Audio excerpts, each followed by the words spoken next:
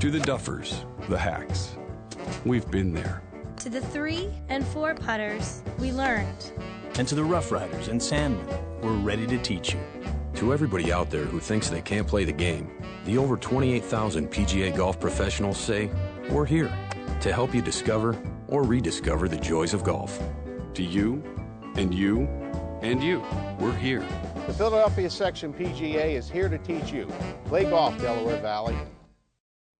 Guests of Inside Golf enjoy dining at Sin Sin, the popular Asian fusion restaurant located on Germantown Avenue in the heart of scenic Chestnut Hill. And now it's time for Teed Off, brought to you by Yingling, America's oldest brewery. When I was growing up, baseball nicknames. And welcome back. Inside Golf continues with Teed Off. Today from McGurk's Pub and Grill in Fort Washington, right on Bethlehem Pike at the intersection of Route 73. And our panel includes today Joe Logan from MyPhillyGolf.com. From the Philadelphia Daily News, Mike Kern, and from Golf Talk Live on WNTP weekly Saturday mornings, Tony Leodora. Hey guys, recently, Tommy Two Gloves Gainey from Big Break fame, Golf Channel, almost won himself a PGA Tour event down in Arizona, right, Mike? Now, Two Gloves.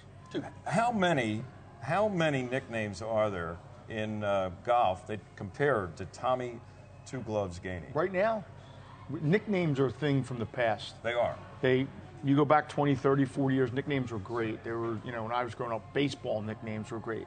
You had the Murray Mechs, Golden Bear, the King. Right. But nowadays, it just seems like nicknames have sort of, I don't know. He's right about that, Tony. And don't forget Slammin' Sammy. Slammin' Sam. And the one I always liked. The Squire. That would be Gene Gene Sarazen. Sarazen. Yeah. You had Lord Byron, Joe. Everybody Byron. had Why is it? It seemed like, 50 years ago, they all had nicknames. And today, all we have is Tommy Two Gloves. Clearly, you people are forgetting Lumpy Heron. That's right. Is there a more fitting nickname in golf than Lumpy Heron? That's or great the one. Walrus. But even Walrus goes back a few decades. Boom Boom Freddie Couples? Well, that's from Freddie Boom Boom Cannon. Are we dating ourselves? That's right. By mentioning Boom Boom. You don't even remember Boom Boom Cannon, You do want you? to date yourselves? How about Champagne Tony Lima? That's right. Well, once I again, remember Champagne. Champagne Tony Lima. But I think, part of it has to do with they were more colorful characters then. Yes. They're more robotic now. So to And find the people one covering like those characters were there, like the Bob Drums of the world, Right. who could sit down next to Arnold Palmer, and the media 40 years ago was different, and it was mostly a print media. Yeah, you guys aren't colorful enough now. Maybe that's it. I don't know. I don't think the TMZ guys were sitting down next to Tiger or Phil and chatting it up. Tony, maybe you know the answer to this question, but obviously Two Gloves gets it because he wears two gloves. It's Right. not, oh, wow, let's call him Two Glove. But who gave him that nickname? Himself? That's a good question. I really don't know. I guess it came out of the Big Break. I really don't know that. I should know that because I've had a little connection with him, but I really don't. Is he the only guy that wears two gloves? Is that, Freddie Couples wears none, so it evens out. So No Freddie, gloves. no gloves, couples. Okay, how about this, guys? We went through a whole list of famous golf nicknames. What are some of the great nicknames in the history of all sports, Joe? Do you have any off the top I'm of your partial head? to Joltin' Joe DiMaggio because Joltin' Joe. when I played Talk Little about League, dating yourself. occasionally they'd call me Joltin' Joe. I didn't jolt often, but when I did. Joltin' About Joe. Stan the Man, which pretty much says, "Say hey, kid."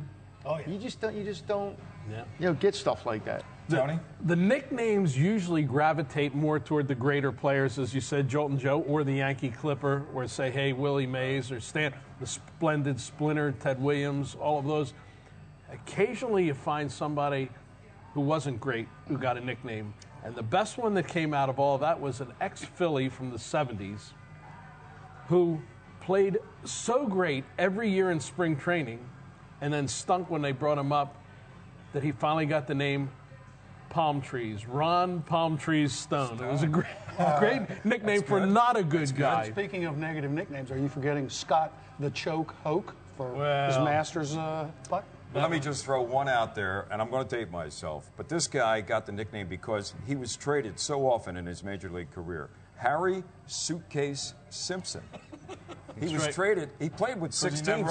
But in 1 year, I think he was traded to the Kansas City A's 3 different times. Right. This guy moved around like a revolving I think what door. you just said, Kansas City A's. You talk about dating yourself. Right, exactly. There are people now that don't even know. Well, let me give you my favorite nickname, though, of all, because it goes from one sport and now is involved with golf, and it is Bone Crusher Smith, heavyweight fighter, who now plays in the Hootie and the Blowfish Monday after the Masters Bash every year.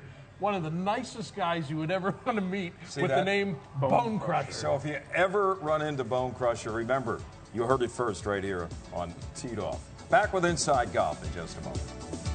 Teed Off has been taped on location at McGurk's on Bethlehem Pike in Fort Washington, PA. Come to McGurk's to check out all the excitement of March Madness. They feature great drink specials and live music on weekends. Check them out at mcgurkspub.com. The Philadelphia section of the PGA of America is celebrating 90 years. Since 1921, the professionals of the Philadelphia section have proven themselves to be the players, teachers, managers, and stewards of the game of golf in the Philadelphia area. They are the experts in the game and business of golf. Please join us in celebrating our 90-year commitment to the game of golf.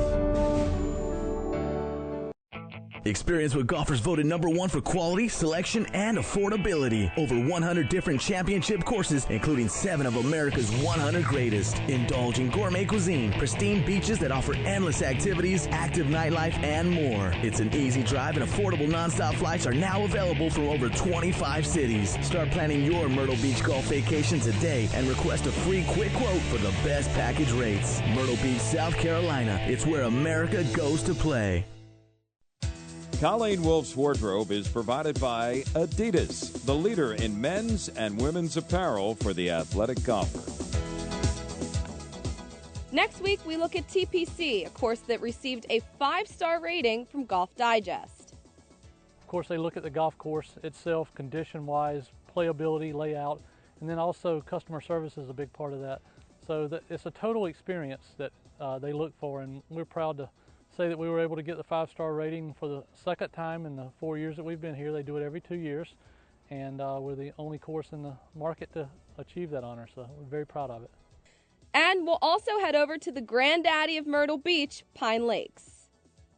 A lot of guests that come here really like the renovations that we have done to Pine Lakes. It's more user-friendly.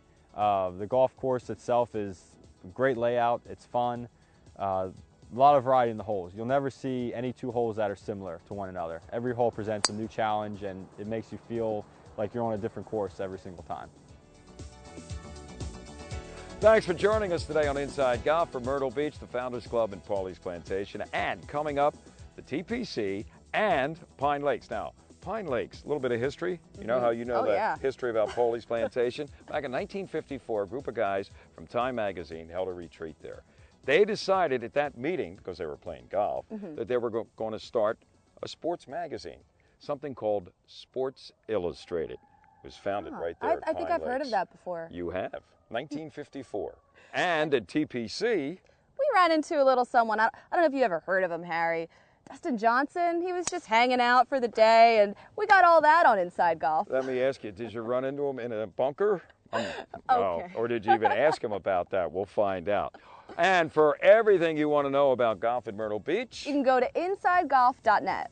For Colleen Wolf, I'm Harry Donahue. No matter how bad it's going for you, don't pick up. See you next time on Inside Golf. Inside Golf has been brought to you by Yuengling, America's oldest brewery, and by Myrtle Beach, South Carolina. Now fly nonstop on Spirit Airlines. Details at phillytomyrtle.com.